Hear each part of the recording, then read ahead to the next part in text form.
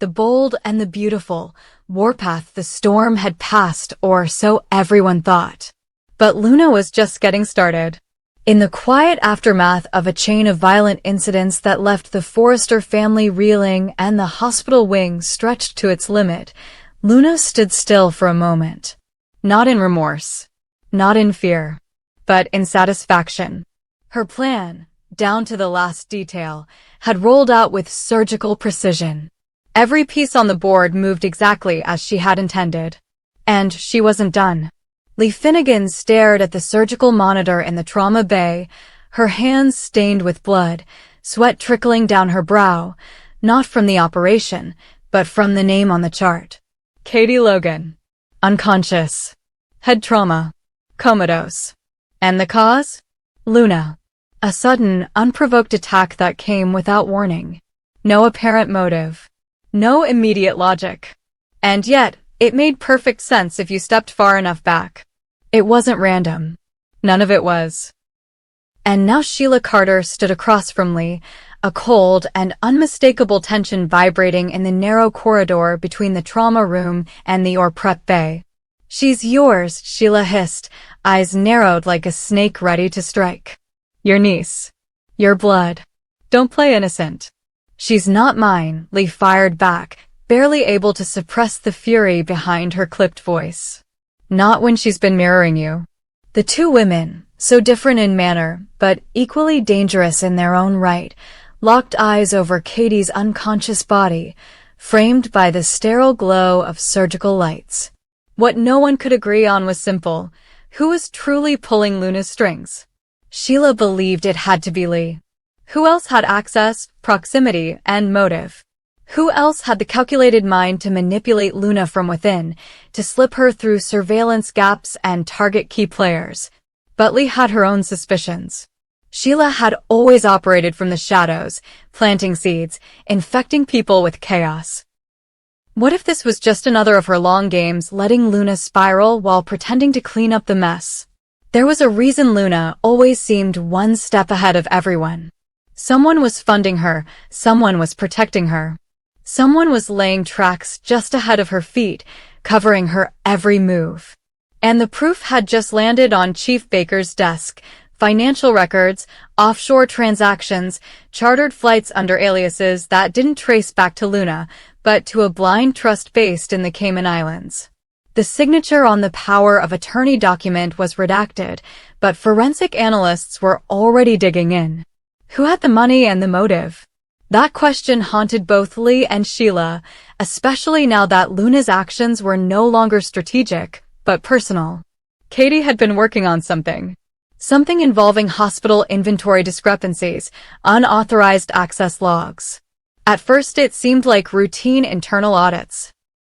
But she had confided in Donna just a week before, whispering about anomalies, security blind spots, emergency wing badges being duplicated.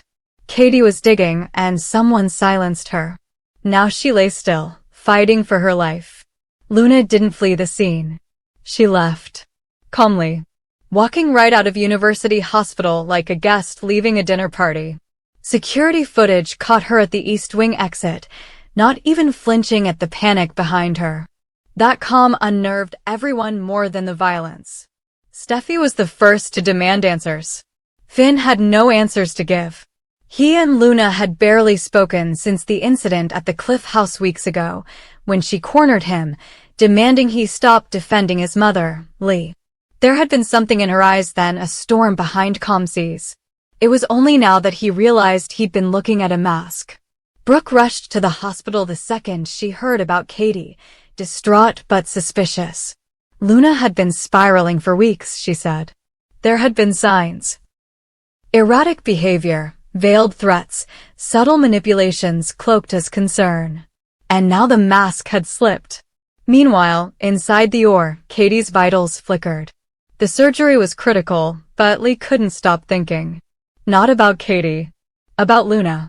About the reports of missing hospital-grade sedatives. About how Luna always seemed to be where she shouldn't. About the private lab requisitions Luna had signed off under her credentials, without her knowledge. She turned to Sheila, voice low as nurses prepared the instruments. "If I find out you've been involved in this, I've done nothing," Sheila interrupted, arms crossed, eyes sharp. "For once, I've been trying to do the right thing. And if you want to believe your niece went rogue all on her own, then fine. But don't look at me when another body shows up." It wasn't bravado. Sheila was scared. And that said everything. Because if Sheila Carter was scared, something truly monstrous was happening. Back at Forrester Creations, Hope and Ridge were facing their own nightmare. The business was under strain from the publicity storm. Paparazzi camped outside, rumors flying about internal corruption. Journalists had picked up whispers that Luna's attack wasn't isolated, that it was part of a broader unraveling. Liam had gone silent. Wyatt tried to step in, but his presence only stoked more confusion. Everyone had questions. No one had answers. Until the email arrived. An anonymous tip. Encrypted. With a video file attached.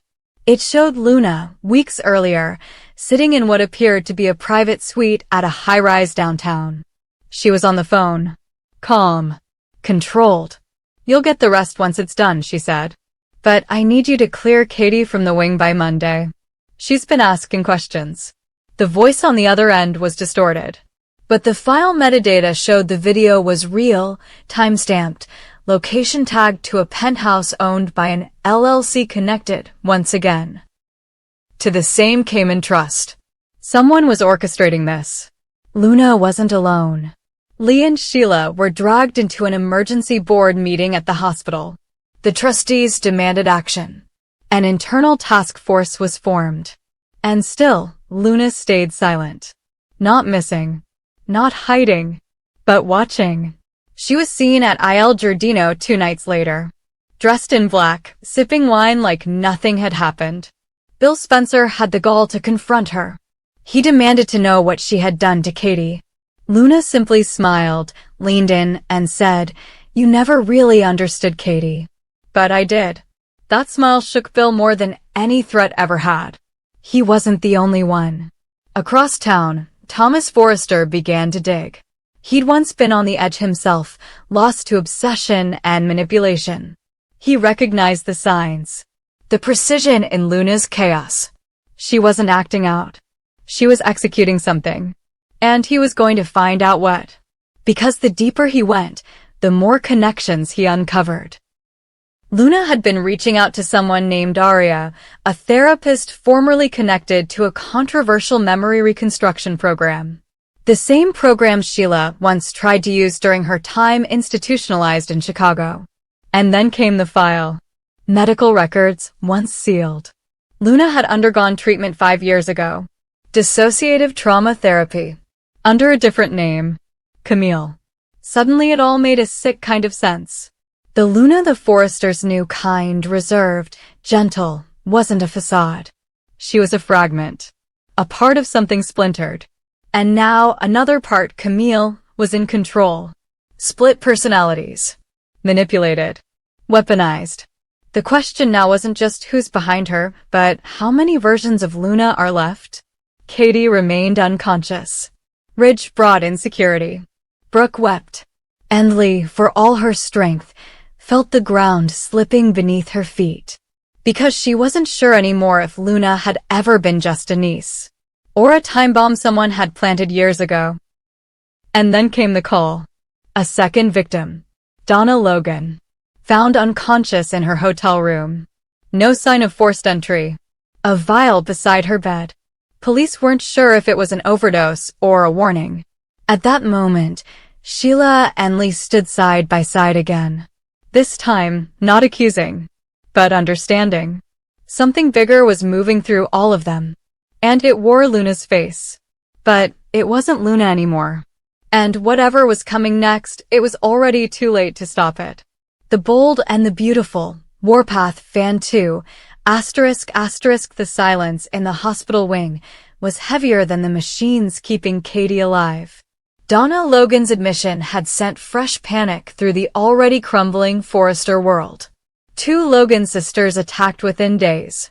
And still, Luna roamed free, untouched, unbothered, almost untouchable. Inside the dim lighting of the Spencer Publications executive suite, Bill paced like a caged predator. Katie was the mother of his child. Donna had once been his comfort. And now both were clinging to life because of a woman no one truly understood. Brooke sat across from him, shaking, eyes bloodshot from grief and rage. "We wait too long, another one of us is next," she whispered. "She's not done." Bill turned toward his private bar and poured 2 fingers of scotch he didn't drink. His mind raced. The world he knew, wealth, power, influence, meant nothing now. Luna wasn't playing by rules. She didn't want fame or fortune. She wanted something darker, control, maybe revenge. But against who? At the same time, Thomas sat alone at Forrester Creations, surrounded by sketches he hadn't touched in days. The Aria connection, it gnawed at him. He found an old invoice in the hospital's private network, psychological evaluations signed off by a Dr. Aria Lavin, 6 years ago, tied to a clinic that had since shut down under mysterious circumstances. Every clue pointed to a single truth: Luna was a product of conditioning. Not just trauma.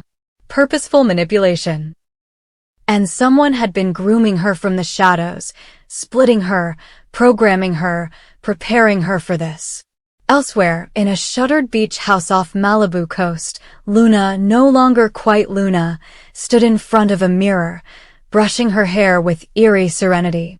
Her reflection stared back blankly until she suddenly blinked and spoke to it. "They're starting to remember," she said softly, to no one. Or maybe to someone inside. Her hand hovered over a box tucked behind the vanity drawer. Inside, a photo. A young girl, no older than 10, flanked by 2 figures, Lee and a man whose face was burned out of the frame. A Polaroid. On the back, one word, scrawled in angry ink: abandon. It wasn't random. It never had been. Back at the hospital, Donna woke for a brief moment. Struggling to speak, she grabbed Brooke's hand and whispered just 2 words she knew. Her eyes fluttered closed before she could say more. Brooke clutched at those words like lifelines. She knew what? What did Luna know? The answer came faster than expected. Chief Baker barged into the room minutes later with security footage from Donna's hotel. Luna had entered at 2:47 a.m. But she wasn't alone. A man. Mid-40s. Black coat. Faint scar across his cheek. No name. No face match in any database. But Lee recognized him immediately. Reynard. She nearly collapsed when she said it. Sheila caught her reflexively, instinctively, before remembering who she was touching. But the name had cracked the case open. Reynard Young. A former neurosurgeon turned experimental psychologist. Disbarred in Singapore. Vanished in Switzerland. Last seen in LA 5 years ago, when he had briefly consulted at University Hospital. And now he was back. With Luna. Sheila's voice turned sharp. "That's who helped me during my escape from Genoa. He disappeared with half the patient files. I didn't know he found her." Lee's lips pressed into a pale line. "He didn't find her. I sent her to him." The room went silent. Lee had never meant for it to go this far. After Luna's breakdown as a teenager, violent, uncontrollable, slipping between personalities, Lee had sought extreme help. Reynard had promised a cure. What he delivered was something else: regression therapy, identity reinforcement, and eventually, splitting.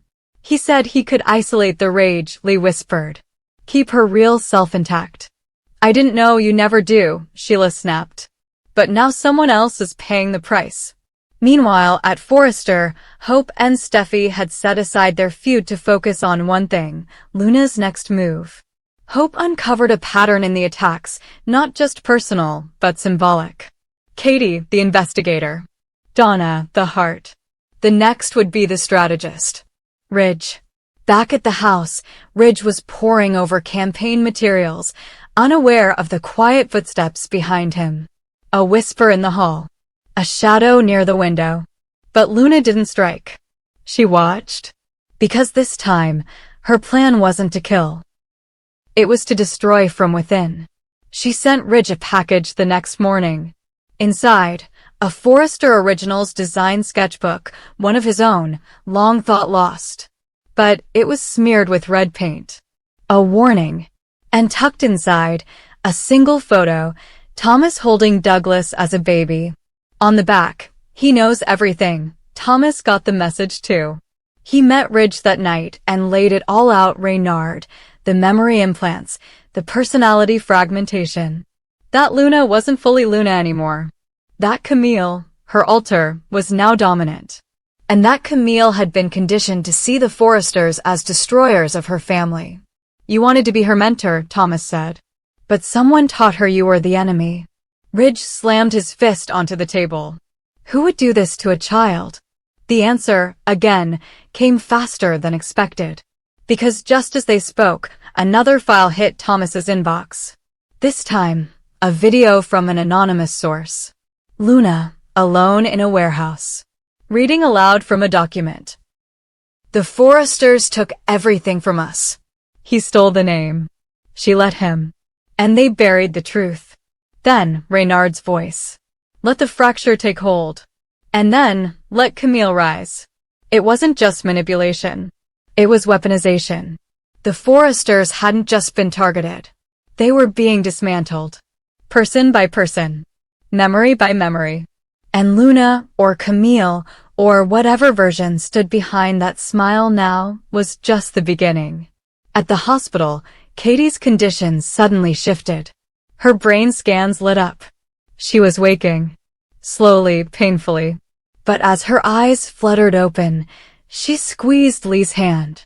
The journal, she murmured. She has. Her mother's journal. Lee froze. Because that journal, handwritten, delicate, hidden long ago, contained everything. Not just Luna's mother's descent into mental illness, but the truth of who Camille really was, and what had been done to her. The chase wasn't about stopping Luna anymore. It was about finding the journal before she used it to end everything. To be continued.